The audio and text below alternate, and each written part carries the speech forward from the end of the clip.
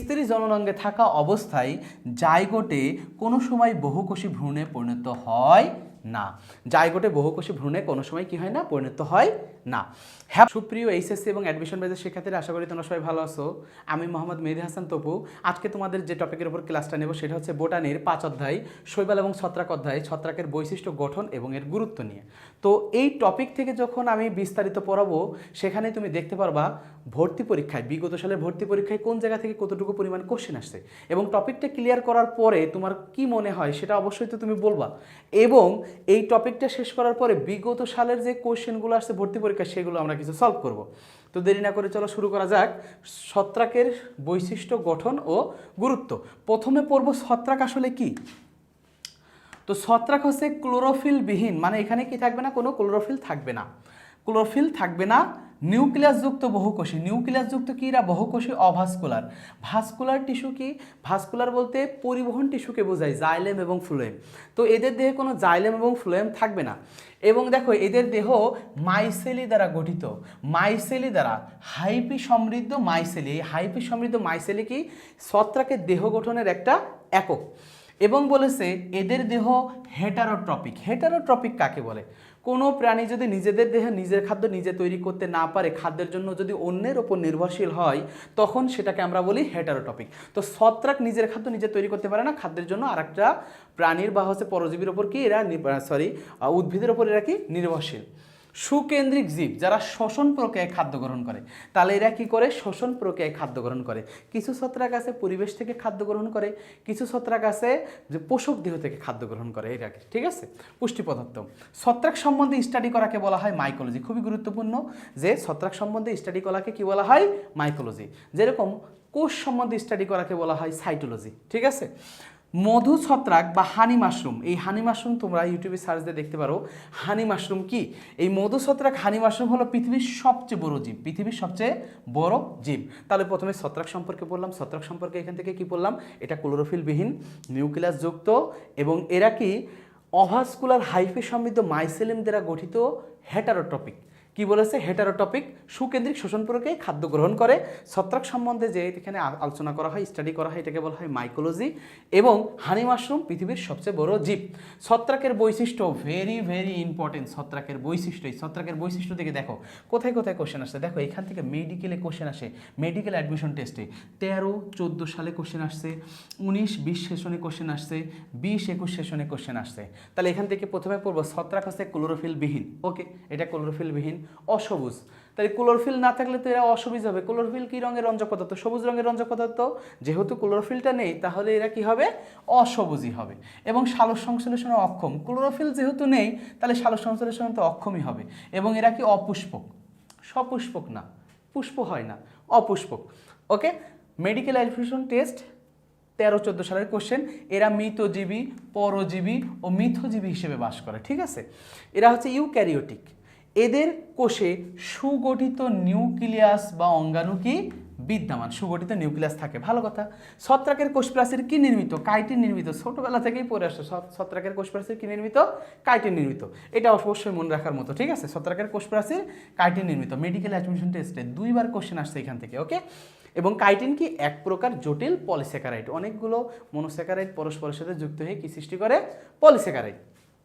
ছত্রাকের সঞ্চিত খাদ্য সাধারণত গ্লাইকোজেন। তাহলে ছত্রাকের সঞ্চিত খাদ্য, সঞ্চিত প্রধান খাদ্য কি গ্লাইকোজেন। এছাড়াও কিন্তু তৈলবিন্দু, কখনো কখনো চর্বি থাকতে পারে, এইগুলা।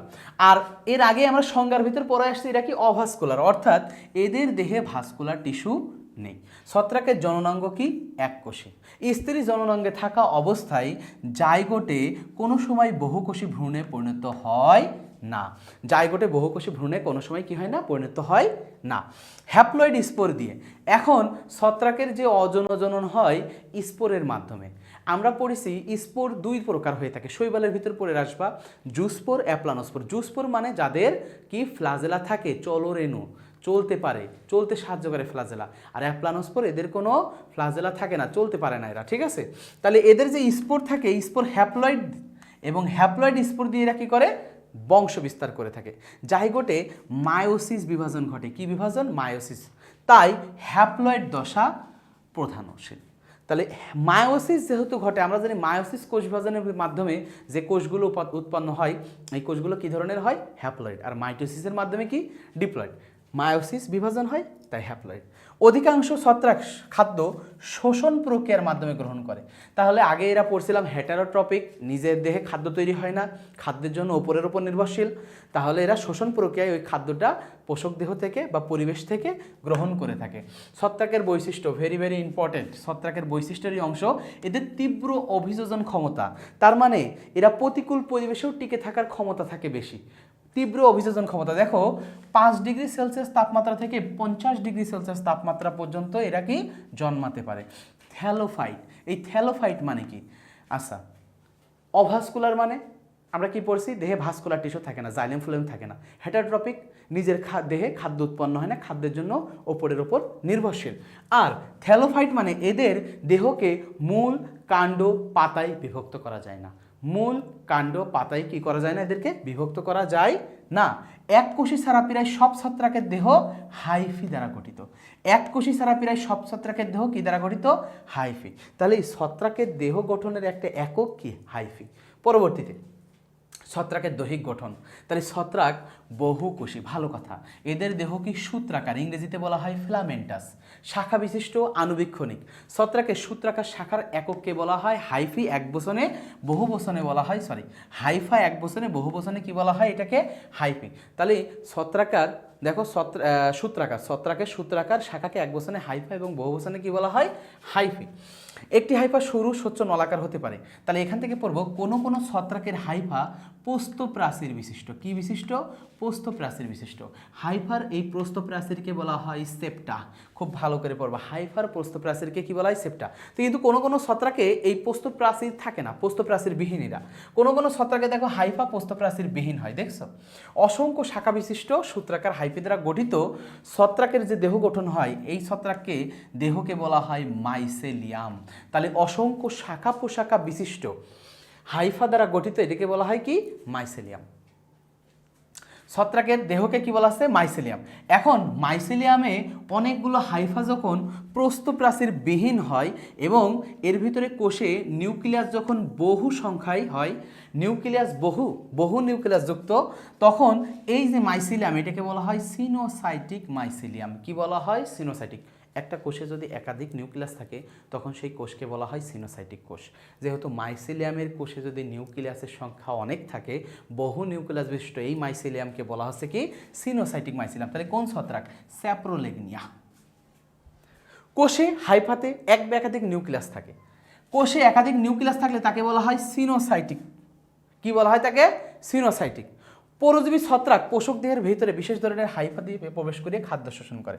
এখন বলেছে পোষক দেহ, ভালো করে দেখো, পোষক দেহ, এই পোষক দেহ থেকে খাদ্য শোষণকারী হাইফাকে বলা হয় হস্টোরিয়া। পোষক দেহ থেকে খাদ্য শোষণ করছে এই হাইফাকে কি বলছি আমরা? হস্টোরিয়া। আর তো উদাহরণ দিয়ে দিয়েছে একটা ছত্রাকের ফাইটোপথোরা। আর যদি পরিবেশ থেকে খাদ্য শোষণ করে, কোনটা থেকে? পরিবেশ থেকে, তাহলে সেটাকে আমরা বলছি রাইজোয়েট। তাহলে পোষক দেহ থেকে খাদ্য শোষণ করলে হস্টোরিয়া, এবং পরিবেশ থেকে যদি খাদ্য শোষণ করে সেটাকে কি বলছি? রাইজোয়েট। গুরুত্বপূর্ণ। পরবর্তী জায়গায় কোনো কোনো উচ্চ শ্রেণীর ছত্রাকে মাইসেলিয়াম শক্ত শিকড়ের মতো গঠন সৃষ্টি করে। তাহলে মাইসেলিয়াম কি হয়? শক্ত শিকড়ের মতো। তখন আমরা সেটাকে বলা হয় রাইজোমর্ফ। যেরকম অ্যাগারিকাসে এই রাইজোমর্ফ থাকে। উদ্ভিদের মূল ও মূলরোমের চারিদিকে অভ্যন্তরে নিবিড় ছত্রাকের জালের মতো গঠন সৃষ্টি করে। তাহলে এটাকে বলা হয় মাইকোরাইজাল ছত্রাক, স্যাপ্রোলেগনিয়া। তো মূল ও ছত্রাকের ভিতরে এই যে একটা সহাবস্থান, এই সহাবস্থানকে বলা হয় মাইকোরাইজা। কি বলা হয়? মাইকোরাইজা। মূল ও ছত্রাকের ভিতরে মিথজীবীর মতো আচরণ করে, এটাকে বলা হয় মাইকোরাইজা। গুরুত্বপূর্ণ। এটা কিন্তু মেডিকেল অ্যাডমিশন টেস্ট, মনে হয় ভর্তি পরীক্ষায় আসছে। ছত্রাকের উপকারী প্রভাব, এটা কিন্তু গুরুত্বপূর্ণ। ছত্রাকের উপকারী প্রভাব মানে কোন কোন কাজে ছত্রাক আর কি ব্যবহৃত হয়, উপকারিতা কি, ছত্রাকের অপকারিতা কি, এইগুলো জিনিসগুলো আমাদের পড়তে হবে এমসিকিউর জন্য। দেখো, খাদ্য হিসেবে ছত্রাক খাওয়া হয়।